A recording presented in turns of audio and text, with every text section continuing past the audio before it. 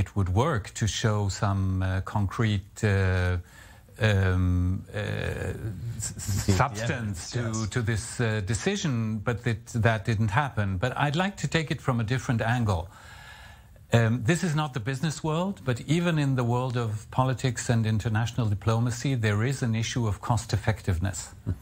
And my big question is, even if all these allegations are true, is this administrative move, not a legal one, an administrative move, cost effective? And I would argue very strongly that it is definitely not, for a number of reasons. First of all, and maybe that is the most striking issue here, it is the pride and considered as one of the achievements of this government and the previous one, to have managed to put the Palestinian issue more or less to sleep in international opinion, because of the Abraham Accords, because of COVID, because of all sorts of things. And it's not a judgment here. It could be good or bad, but that was the objective, and it worked.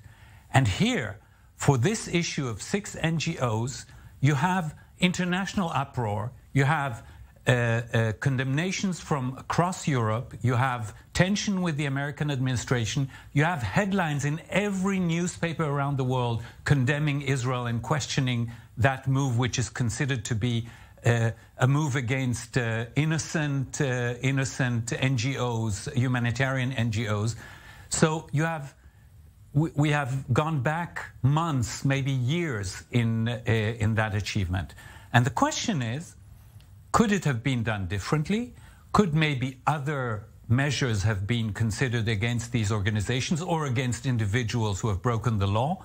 I'm not in a position to say if it's possible or not, because we don't have the materials. Right. The why now, and this in the backdrop of what appears to have been a broader campaign to thaw relations with the Palestinian Authority, making moves to soften perhaps the realities on the ground. And then this emerges right now. So that seems to be the glaring question of why now? What was the calculus on why this was the time to do this? I honestly can't answer that question. I don't know. Sometimes we look for complex ulterior motives, and often they are not there. It's just happened at this moment.